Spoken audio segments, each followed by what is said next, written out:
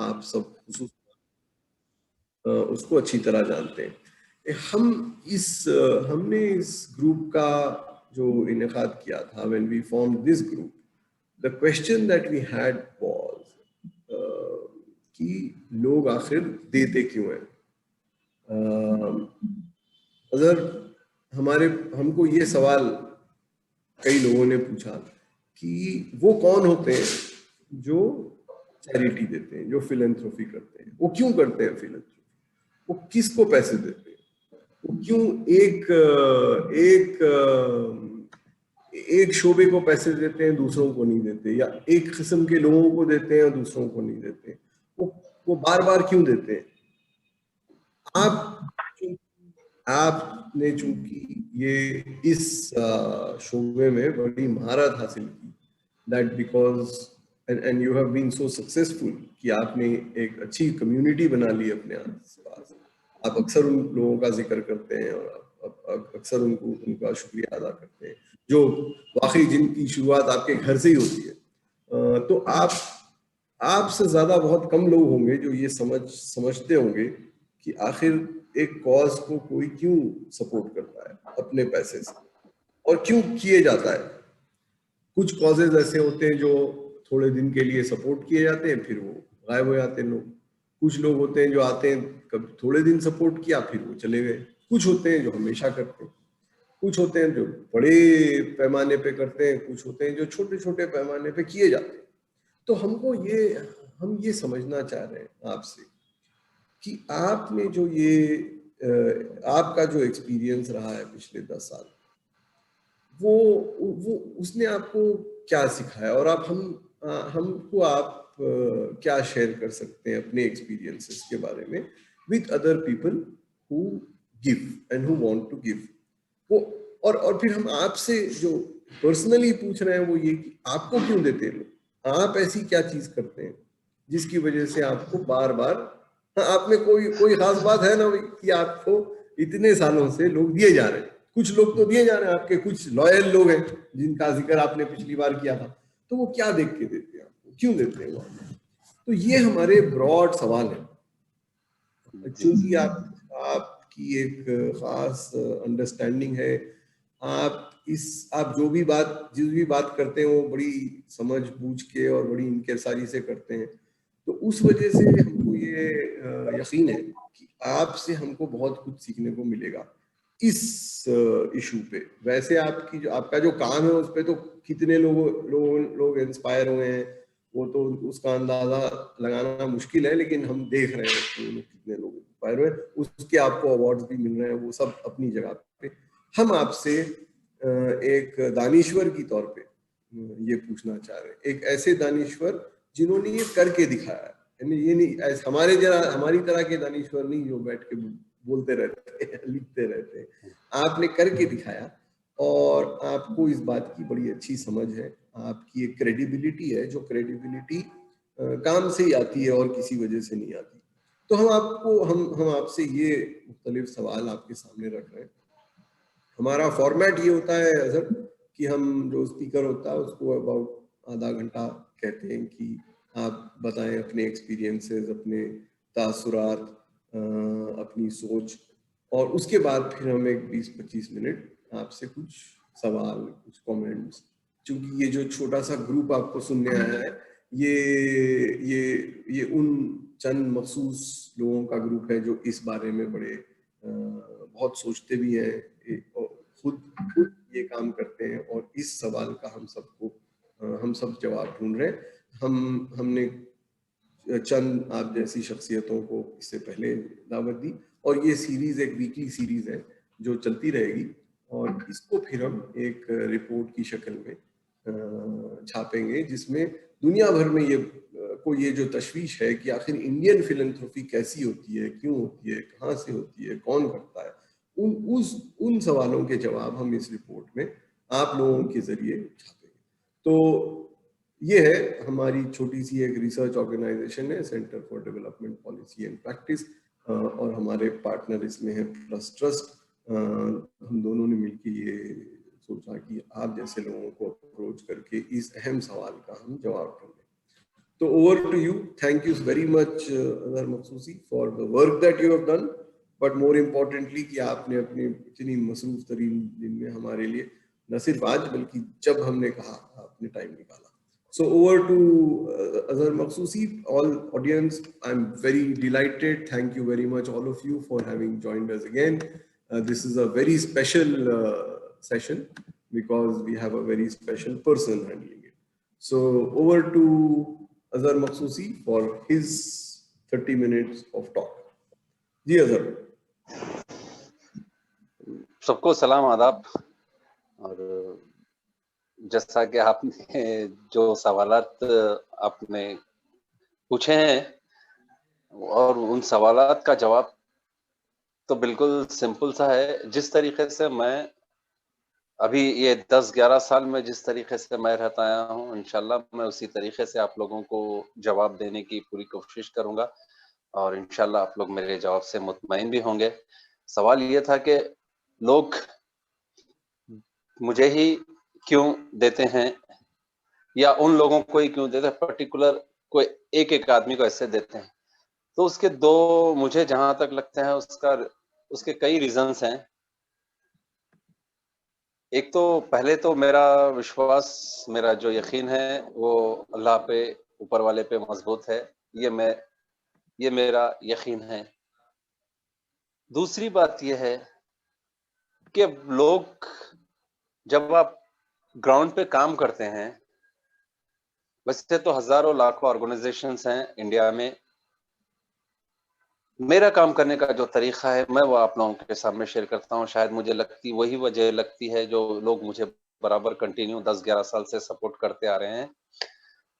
कई ऑर्गेनाइजेशंस हैं हमारे हिंदुस्तान में, बड़े बड़े ऑर्गेनाइजेशंस हैं, मगर हर कोई अपनी एक टीम बना के काम करते हैं. एक ऑफिशियली एक ऑफिस होता है, वहां पे एम्प्लॉय होते हैं और जो मेन बॉस होते हैं या जो मेन इंसान होते हैं, जो भी हेड ऑफ द ऑर्गेनाइजेशन, वो सारा काम अपने कॉल्स पे करते हैं, अपने वॉलंटियर्स के जरिए उनको इंस्ट्रक्शन देके काम करते हैं. मगर मेरा तरीका ये है कि मैं खुद ग्राउंड पे उतर के काम करना पसंद करता हूं. और आप जब ग्राउंड पे आप उतर के काम करेंगे तो आपका काम सारी दुनिया को नजर आएगा. आप पीछे से आप कॉल करके आपके वॉलंटियर्स को या एम्प्लॉयज को आप आगे बढ़ा के काम कराएंगे तो वो एक अलग शक्ल होगी. मगर आप जब खुद ग्राउंड पे उतर के जब आप काम करते हैं तो सारी दुनिया को दिखेगा. और आप जब सच्चे दिल से काम करते हैं, आप नेक नियति के साथ आप काम करते हैं, तो किसी लोगों को अपनी तरफ रागिब करने की आपको जरूरत नहीं होती. खुद ब खुद लोग मैग्नेट की तरह चिपकते हैं. हमारे इंडियंस इतने जज्बाती हैं कि उनका दिल, जो सच्चा दिल है, उसको जल्दी पकड़ लेता है. और कई ऐसे लोग हैं, काबिल तरीन आप जैसे लोगों की तरह हजारों की तादाद में है, जो इंसान का चेहरा देख के पढ़ लेते हैं ये कितना काम करता है और कितनी बात करता है. तो आप जब ग्राउंड पे उतर के आप काम करेंगे तो सारी दुनिया आपको देखेगी. और आप दिल से काम करेंगे तो एक तो दुनिया का सपोर्ट भी होगा, ऊपर वाले से तो ऑलवेज सपोर्ट रहेगा ही रहेगा, दुनिया वालों की तरफ से भी आपको सपोर्ट रहेगा. देखिए, जब मैं काम स्टार्ट किया था, मैं जब 2011-12 में जब मैं काम स्टार्ट किया था, तो मैं उतना ही कमाता था और उतना ही काम करता था जितनी मेरी गुंजाइश थी, उतना ही मैं काम करता था. 3-4 साल के बाद ऑटोमेटिक लोग मेरे साथ जुड़ने लगे. उसका रीजन ये था कि मैंने जब काम स्टार्ट किया तो एक इंग्लिश में कहावत है, आप कोई भी तरक्की करें तो पहले शुरुआत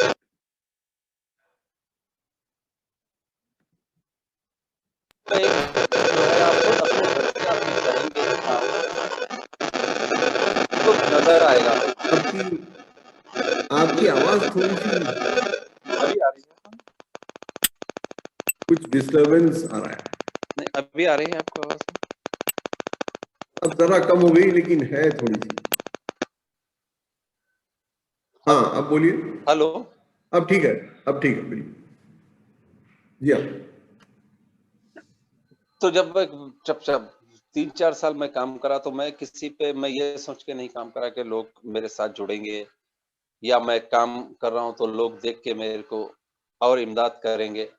मेरा इंटेंशन ये था कि बस जो तकलीफ से मैं गुज़रा हूँ, वो कोई और ना गुज़रे। मेरी एक कोशिश के तौर पे मैंने काम स्टार्ट किया।